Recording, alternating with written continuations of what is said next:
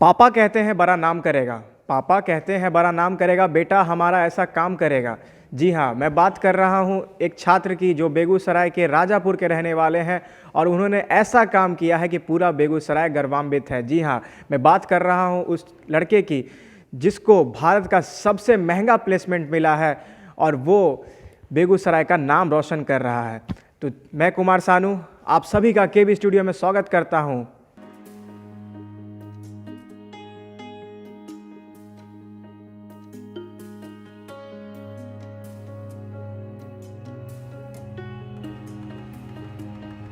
हमारे बीच है ऐसे छात्र जिनको सबसे महंगा पैकेज मिला है पूरे भारत में और उनको क्वाड आई कंपनी से सबसे बड़ी पैकेज मिली है बेगूसराय में, जिसका जिक्र आपको करेंगे हम और मिलवाएंगे उनसे, उनके फैमिली वाले से कि कैसे अर्श गौतम इस मुकाम तक पहुँचे। तो चलिए आप मिलवाते हैं अर्श गौतम जी से और उनके फैमिली से। तो हमारे बीच है अर्श गौतम जो BMP 8 स्थित रहते हैं और वो मैंने जैसे पहले बताया कि उनको भारत का सबसे महंगा पैकेज कॉलेज प्लेसमेंट अगर कह दे तो वो मिला है।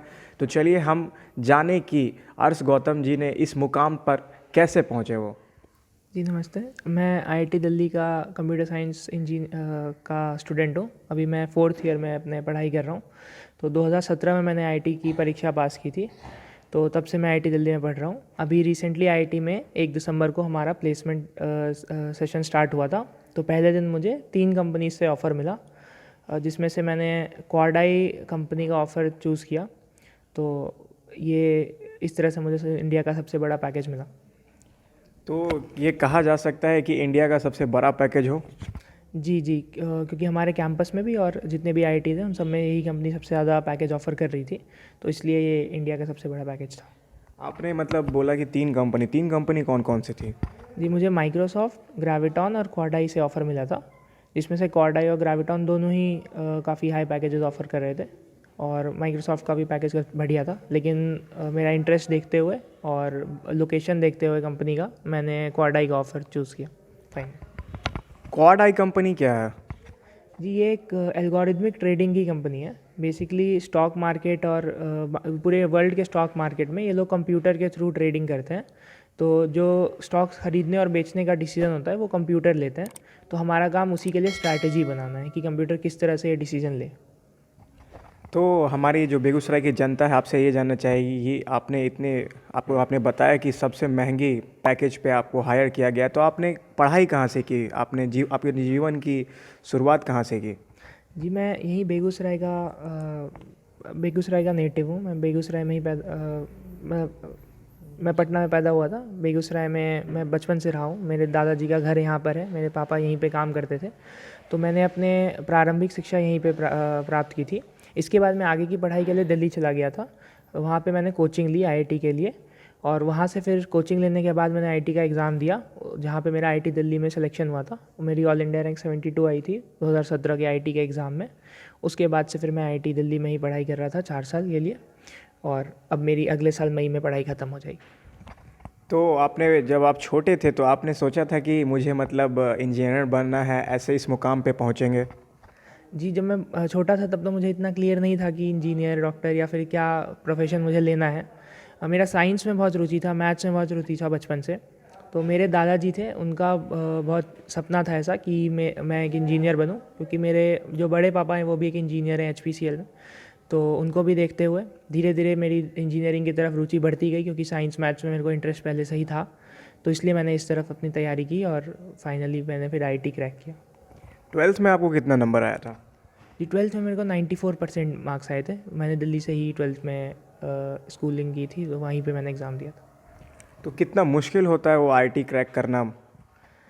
मेरे ख्याल से अगर आप सही से प्रैक्टिस करते रहें और अपने फोकस करके अपने लक्ष्य की तरफ रहें, कि आपको क्लियर हो शुरू से, जब आप प्रैक्टिस करना शुरू करें, तैयारी करना शुरू करें IIT का, कि आपको ये एग्ज़ाम क्लियर करना है, तो फिर आपको दिन में घंटे ज़्यादा नहीं लगते हैं। आप कितनी देर भी पढ़ते हैं आपको ऐसा नहीं लगता कि बहुत ज़्यादा डिफ़िकल्ट है पढ़ना। आप टेस्ट की प्रैक्टिस करते रहें, जो भी सिलेबस है आपका सही से पढ़ें और जिस भी कोचिंग या टीचर से आप पढ़ रहे हैं, अगर आप सही से अपना ध्यान लगा के उस पढ़ाई को करें, क्योंकि मटेरियल हर जगह लगभग सेम है। बस आप फोकस आपका जो है वो बहुत इंपॉर्टेंट है। तो अगर आप वो करते रहें तो फिर ये एग्ज़ाम ज़्यादा मुश्किल नहीं लगेगा आपको और आप अच्छे रैंक से एग्ज़ाम को ज़रूर क्लियर कर लेंगे। पहले ज़माने में तो अभी का जो दौर है, अभी आप देख सकते हैं कि बीटेक की तरफ होड़ ज़्यादा मची हुई है। तो लॉकडाउन में जो है बहुत कई लोग बेरोज़गार हो गए, लेकिन आपको इतनी अच्छी प्लेसमेंट मिली है, तो ये सबसे बड़ी बात है कि मतलब लॉकडाउन में बहुत लोग बेरोज़गार हो गए हैं, या इंजीनियरिंग को वो थप्पा रहता है कि इंजीनियर बन के लोग बहुत बैठे हुए हैं, लेकिन आपको इतनी अच्छी बड़ी अपॉर्चुनिटी मिली, तो आपको लगा था कि मुझे इस मुकाम तक जाने का मौका मिलेगा? जी, आईटी में जैसे हर साल प्लेसमेंट बहुत बढ़िया होता है। इस बार वैसे मुझे कुछ खास पता नहीं था एग्जैक्टली कि कौन सी कंपनीज़ आएंगी कौन सी नहीं आएंगी, क्योंकि इस बार कोविड के कारण सब कुछ अनसर्टेन था, बहुत सारी कंपनीज़ में छटनी भी हो रही थी। तो ये सब तो मुझे नहीं पता था, पर मैंने ये सब सोचना छोड़ के, क्योंकि वो मेरे हाथ में नहीं है, वो सब छोड़ के मैंने बस अपने तैयारी की कि जो भी कंपनी आए मैं ट्राई करूँगा कि उसमें मेरे जॉब लग जाए। और फिर मैं तैयारी करते रहा और फाइनली जो जो कंपनीज़ आई उसके हिसाब से मैंने अपनी तैयारी कंटिन्यू रखी। टेस्ट दिए, टेस्ट क्लियर हुए, फाइनली इंटरव्यू हुआ 1 तारीख को और उसमें मैंने 3 कंपनीज़ का ऑफ़र मिल गया मुझे। तो मैं बहुत खुश हूँ और लकी भी हूँ कि इस टाइम पे भी मुझे ऑफ़र मिल पाया। और ये बहुत लोगों के साथ दुखद है कि इस लॉकडाउन में छटनी हुई है। मेरा मानना है कि आगे ये सब चीज़ें धीरे धीरे सुधरेंगी और वापस से जॉब्स क्रिएट होंगी। तो क्या आप अगर ये तो आपकी विदेशी कंपनी आपने बताई, तो आपको शायद विदेश जाके जॉब करना पड़ेगा क्या? जी नहीं, ये कंपनी विदेश और भारत दोनों जगह ट्रेड करती है। कंपनी मूल रूप से आईआईटी के ही एलुमनाई ने स्टार्ट की है और ये कंपनी गुड़गांव में स्थित है, इसका हेड ऑफिस। इसके 7 देशों में ऑफिस है, लेकिन मेरा काम गुड़गांव ऑफिस में ही होगा। और इसलिए मैंने ये लोकेशन चूज़ भी किया क्योंकि मैं दिल्ली गुड़गांव में काफ़ी पढ़ाई की है, तो वहाँ से ज़्यादा फेमिलियर हूँ। तो इस कारण से और खाना देखते हुए, अपना नॉर्थ इंडियन खाना ये सब देखते हुए मैंने गुड़गांव को ही चूज़ किया कि वो मेरे लिए बेहतर जगह रहेगी। साउथ चूज़ नहीं किया आपने? जी, मैं एक बार साउथ गया था, वहाँ मेरा खाने का अनुभव ज़्यादा अच्छा नहीं रहा था। इस कारण से मेरे को थोड़ा वहाँ इस चीज़ को लेके दिक्कत थी जाने में। पर अल्टीमेटली आपको जहाँ भी जॉब मिलता है वहाँ तो जाना ही पड़ता है। लेकिन मेरा चॉइस था कि अगर गुड़गांव मिल पाए, और जो कि मुझे मिल गया, तो मैं खुश हूँ बहुत। तो एक और बात हमारे मन में ये है कि अगर आप फ्यूचर में क्या सरकारी नौकरी की तरफ जाएंगे? अभी तो मैंने इस बारे में ज़्यादा प्लान नहीं किया है कि सरकारी नौकरी की तरफ, या जैसे पर्टिकुलरली सिविल सर्विसेज का एग्ज़ाम के लिए, तो अभी मैंने इस बारे में ज़्यादा प्लानिंग नहीं किया। लेकिन अगर मैं मानता हूँ कि फ्यूचर के बारे में हम ज़्यादा प्लान करते हैं तो वो प्लान हमारा कभी सक्सेसफुल नहीं हो पाता है। तो अभी तो मेरा अगले 1-2 साल तक प्लान है कि कम से कम मैं जिस जॉब में उस जॉब को बढ़िया तरीके से करूँ, और फिर आगे के फ्यूचर के बारे में जैसे जैसे समय बीतता जाएगा उस टाइप से मेरे को क्लैरिटी मिलती जाएगी, मुझे इस काम में कितनी रुचि है, आगे क्या करना है, और उसके हिसाब से फिर मैं आगे का डिसीजन ले लूँगा। तो आप कहाँ के रहने वाले, बेसिक मतलब जो आप कहाँ के निवासी हैं, ये हमारे दर्शक जानना चाहेंगे। जी, मैं जगतपुरा गांव का निवासी हूँ और मेरा अभी घर राजापुर में है, बीएमपी गेट के पीछे, वार्ड नंबर 8। तो आपको ये प्रेरणा कहाँ से मिली? जी, मेरे दादाजी स्वर्गीय श्री जगदम्बी सिंह, उनका सपना था बचपन में, वो मेरे को कहते थे इंजीनियर बनने के लिए। मेरे बड़े पापा श्री विनय कुमार, वो एचपीसीएल में इंजीनियर हैं, तो उनको भी देख के मुझे इंजीनियर बनने की, आईआईटी करने की प्रेरणा मिली थी। और मेरी इस जर्नी में बहुत सारे लोग हैं जिन्होंने मेरा सपोर्ट किया है अलग अलग टाइम पे, अलग अलग तरीके से। जैसे मैं अगर शुरू करूं तो मेरे मामा जी श्री मनोज कुमार, उनका बहुत सपोर्ट रहा है। कई डिफ़िकल्ट सिचुएशन में उन्होंने बहुत हेल्प की है मेरी। इसके अलावा मेरी दीदी हैं डॉक्टर रितिका, ये पटना में डॉक्टर हैं। इन्होंने भी मेरे को बचपन में काफ़ी हेल्प किया, मेरे को बहुत मोटिवेशन दिया, जिससे कि मैं आगे पढ़ने में और ज़्यादा रुचि दिखा सका। इसके अलावा जैसे कि मैंने अपने दादाजी और अपने बड़े पापा का नाम लिया, मेरी मम्मी का भी बहुत बड़ा रोल रहा है। उन्होंने मेरे को हमेशा मोटिवेट किया। मेरे पापा, मेरी मम्मी श्रीमती बबीता कुमारी, और मेरे पिताजी श्री अमिताभ रॉय, इनका बहुत रोल रहा है। इन्होंने मेरे को बहुत मोटिवेट किया है। इसके अलावा मेरे जितने भी रिश्तेदार हैं, मैं सबको थैंक यू कहना चाहूँगा अभी, क्योंकि कभी ना कभी किसी ना किसी समय पर उन्होंने मेरे को ज़रूर कुछ ना कुछ तरीके से मोटिवेट किया है, जिससे कि मैं आगे बढ़ पाया, और कहीं ना कहीं से ज़रूर मेरी हेल्प की है। तो उन सबका मैं थैंक यू कहना चाहूँगा इस समय पर। तो सुना आपने कि अर्श गौतम जी से कि कैसे कैसे इन्होंने इस मुकाम तक पहुँचे। तो अब हम बात करेंगे अर्श गौतम की मम्मी से कि उनको कैसा लगा इनका मतलब आगे बढ़ना, और कैसे उनका योगदान रहा अर्श गौतम को इस मुकाम तक पहुंचाने का। मुझे बहुत खुशी हो रही है कि मेरे बेटे को आज इतने अच्छे मुकाम पर देखकर जो कि बचपन से ही ये बहुत अच्छा था पढ़ाई में, और मुझे कभी लगा ही नहीं कि मैं इस पे फोर्स करके पढ़ाई करवा रही हूँ या फोर्स करके ये तुमको करना है, कभी ऐसा नहीं लगा।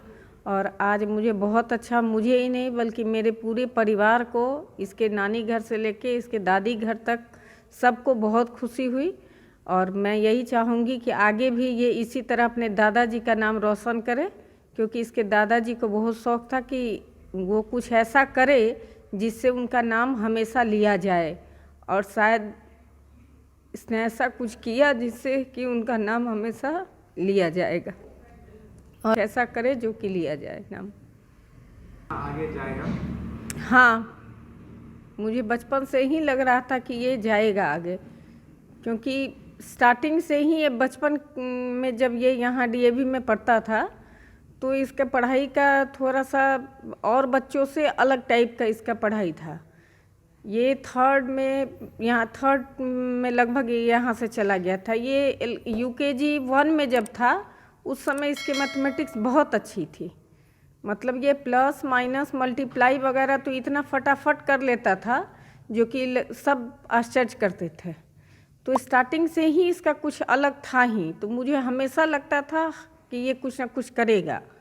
और इसकी एक कज़न सिस्टर है जो कि डॉक्टर है, उस समय वो मेडिकल में थी और वो इसका बहुत सपोर्ट की। जैसे बुक वगैरह उस समय यहाँ पे नहीं मिलता था, वो बच्चों की बुक नवनीत वगैरह की, तो वो वहाँ से लाकर इसको देती थी।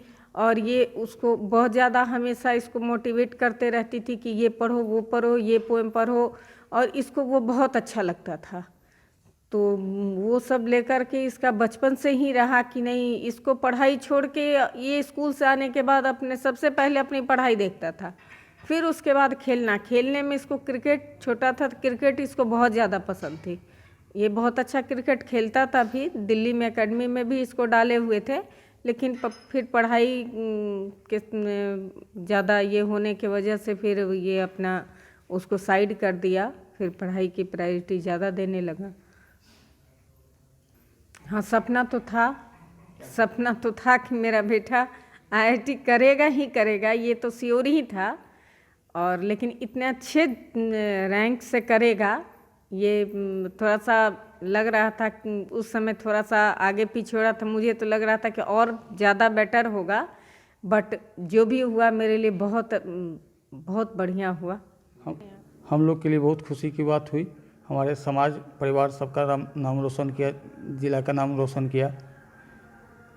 हम इसके और उज्जवल भविष्य के लिए कामना करते हैं कि और अच्छा ये करे।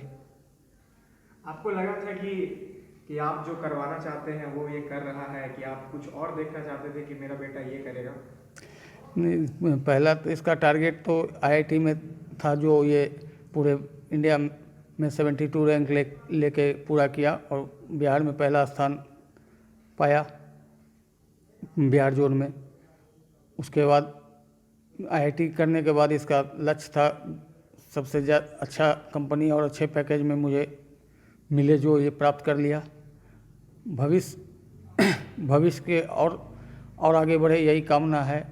हम नहीं कोई ऐसा काम ही कभी किया ही नहीं, इसको कभी मार तो पड़ा ही नहीं, लेकिन डांट कभी 1-2 बार मिला है। वो डांट क्यों पड़ा था? डांट कभी थोड़ा बहुत, जो बदमाशी बचपना में करता है बच्चा, जिद पकड़ना कोई चीज़ के लिए, बस कोई गलत काम के लिए नहीं, मतलब जिद के लिए, वो भी बचपने का जिद हो। लक्ष्य तो शुरू से ही इसके बाबा का सपना था कि ये इंजीनियर बने, इसके लिए बाबा इसको शुरू से ही प्रेरित करते रहे, जिसमें पूरा परिवार शामिल था। जी, मेरा नाम आन्या गौतम है और मैं बहुत खुश हूँ कि मेरा भैया नाम रोशन किया दुनिया में, और मैं भी वैसे ही करना चाहती हूँ, दुनिया का नाम रोशन करना चाहती हूँ। और मैं डॉक्टर बनना चाहती हूँ और भैया की तरह नाम रोशन करना चाहती हूँ, अपने दादाजी का और दादी जी का। तो आखिर में हम अर्श गौज़म से जो गुजारिश करेंगे कि हमारे जो दर्शक आपको देख रहे हैं, जो पेरेंट्स हो या बच्चे हो, उनको आप क्या कहना चाहते हैं हमारे चैनल के माध्यम से? जैसे कि मैंने कहा कि आईआईटी जैसे एग्ज़ामिनेशन में सबसे मेन रोल रहता है कि आप मोटिवेटेड रहें पूरी जर्नी में अपने तैयारी के, और आप फोकस अपना एग्ज़ाम के ऊपर रखें। आप इसकी चिंता मत करें कि कितने घंटे पढ़ रहे हैं, कैसे पढ़ रहे हैं, कौन सा कोचिंग से पढ़ रहे हैं, ये सब चीज़ सेकेंडरी है। पहला है कि अगर आप फोकस से पढ़ रहे हैं, क्योंकि मटेरियल हर जगह सेम मिलेगा आपको, अगर आप मेहनत करेंगे, फोकस से पढ़ेंगे तो आप ज़रूर बहुत अच्छे से एग्ज़ाम क्लियर कर लेंगे। आगे जो बच्चे कॉलेज में हैं उनको मैं एडवाइस करूँगा कि अगर वो सॉफ्टवेयर फील्ड में, तो कोडिंग पे बहुत ज़्यादा ध्यान दें शुरू से, और अपने कॉलेज में CGPA या परसेंटेज जिस भी कॉलेज में है उसको बढ़ा के रखें, क्योंकि कंपनीज़ ये सब चीज़ें बहुत ज़्यादा देखती है अपने टेस्ट में, और ये आपको अच्छे प्लेसमेंट लेने में हेल्प करेगा। सिंसियर रहें कॉलेज में भी, क्योंकि कॉलेज में बहुत मस्ती होती है, लेकिन उसके अलावा पढ़ाई के में भी अगर आप सिंसियर रहें, थोड़ा समय जब आप इंजीनियरिंग की तैयारी कर रहे हैं उतना ज़्यादा पढ़ाई आपको करने की ज़रूरत नहीं है कॉलेज में, आप कम भी पढ़ाई करें लेकिन सिंसियरली करते रहें, तो फाइनली आपको बहुत अच्छी प्लेसमेंट मिल जाएगी। और जो भी मेरे बेगूसराय के दोस्त हैं, तो मैं उनसे ये कहना चाहूँगा कि जैसे हमारा शहर जो है वो दिल्ली या मुंबई की तरह बहुत बड़ा शहर नहीं है, लेकिन इससे हमें निराश नहीं होना, क्योंकि ऐसा नहीं है कि सिर्फ दिल्ली मुंबई के बच्चे ही बहुत बड़ा कर सकते हैं, हम लोग भी बहुत अच्छा कर सकते हैं। जैसा कि बिहार के बारे में इतना ज़्यादा लोग नहीं मानते हैं कि बिहार के स्टूडेंट क्या कर सकते हैं, तो उन सबको हम ये दिखाएंगे कि हम बहुत अच्छा कर सकते हैं। हमारे स्टूडेंट पहले भी IAS और UPSC एग्जामिनेशन में काफ़ी अच्छे रैंक लाते रहे हैं, IIT के भी एग्जामिनेशन में हमारे स्टूडेंट्स ने बहुत अच्छा किया है, तो अगर हम मेहनत से करें तो हम भी उन स्टूडेंट्स में से एक बन जाएंगे और हम बिहार का नाम रोशन कर सकते हैं। और मैं यहाँ पे थैंक यू करना चाहूँगा KV स्टूडियो को और डॉक्टर रोशन कुमार को, जिन्होंने हम लोगों को आगे लाया, मेरी बात आप सब लोगों तक पहुँचाई, और जिससे कि आप सब लोगों को मोटिवेशन मिलेगी, मुझे भी अपनी बात कहने का मौका मिला, तो इसके लिए मैं थैंक यू फिर से करना चाहूँगा डॉक्टर रोशन कुमार और KV स्टूडियो को। तो ये थे अर्श गौतम, जिनको मिला है भारत का सबसे महंगा पैकेज, जो कंपनी प्लेसमेंट होता है वो इनको मिला है। और अर्श गौतम एक प्रेरणा के रूप में आपके सामने आए हैं, और हमारा जो मकसद होता है कि इनके जैसे टैलेंटेड लोगों को, जो बेगूसराय के छुपे हुए टैलेंट को हम आगे लाने की कोशिश करते हैं, तो हमारा यही मकसद है। तो आप जो भी हमारे दर्शक देख रहे हैं, अगर आप में भी वो टैलेंट हो, अगर आप में भी कोई हुनर हो, तो हमारा जो KV स्टूडियो है और डॉक्टर रोशन कुमार की जो पहल है वो एक सराहनीय है। और उसको अगर आपके में जो भी टैलेंट हो, तो आप हमारे स्टेज के माध्यम से, डॉक्टर रोशन जी के माध्यम से आप अपने टैलेंट्स को पूरे बेगूसराय में लाने की कोशिश कर सकते हैं। और आखिर में हमने ये भी जाना कि अर्श गौतम जी का जो मुकाम था उन्होंने कैसे आगे पहुंचा और कैसे वो सफ़र तय किया। इसी के साथ मैं कुमार सानू आपसे लेता हूं अलविदा, और मिलूंगा वो अगले शख्सियत से और अगले व्यक्ति से जो बेगूसराय का रहने वाला है और बेगूसराय का नाम रोशन करने वाला है। इसी के साथ मैं लेता हूं आपसे नमस्कार।